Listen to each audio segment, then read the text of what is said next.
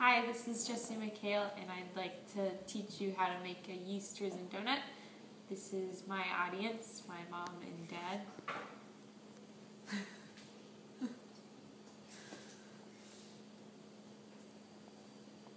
I'm going to start with my introduction, which is things you don't really think of when you're making a donut. Every morning I wake up around 2 o'clock and I go to work to make donuts before 8 for 2 locations that our store has. And it takes about 5 to 6 hours from start to finish to make a donut. I will walk you through these basic steps, how to make a yeast risen donut, something that I do every day. There's 3 steps really. There's making the dough, which is just combining all your ingredients and mixing it together and kneading it, which is the first step, and then proofing, which is the step where the yeast grows, where it eats sugars and ferments and lets out alcohols. And then the last step is turning in the proof dough into a fried pastry and icing it. Like I said, making a donut takes about 5 hours from start to finish, and we're going to go through the first step, which is making the dough. Attached, I gave you a recipe, which is a really good recipe that I found. I've been working on a few. It's actually from my book from culinary school.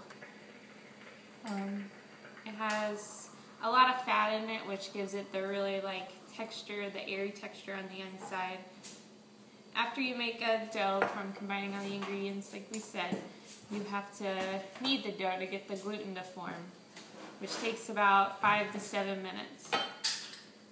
And what you have to give your donut time to rise.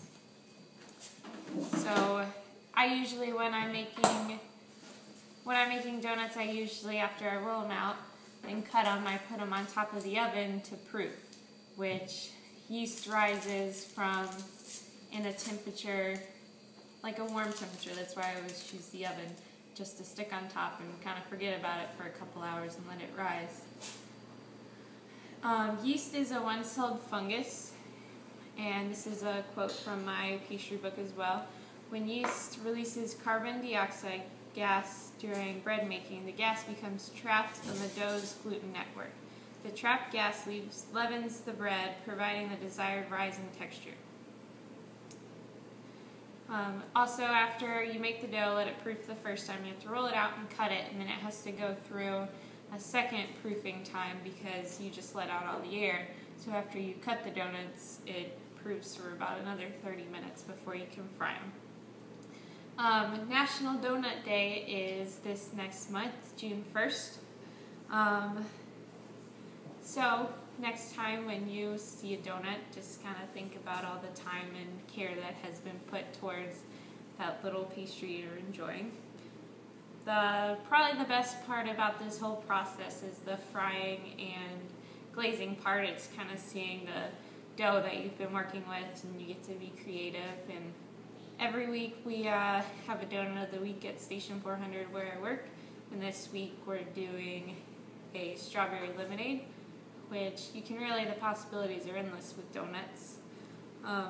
After the second proofing time, you take the donut and fry it in a fryer.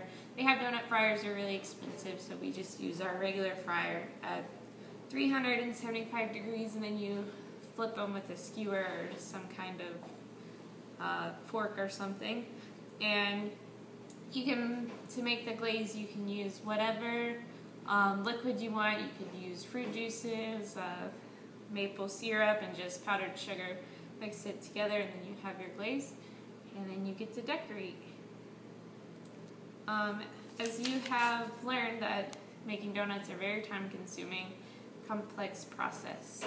The next time you take a bite into a donut, think about these steps: the mixing, proofing, and decorating, about how much time and who woke up that early to make you a donut.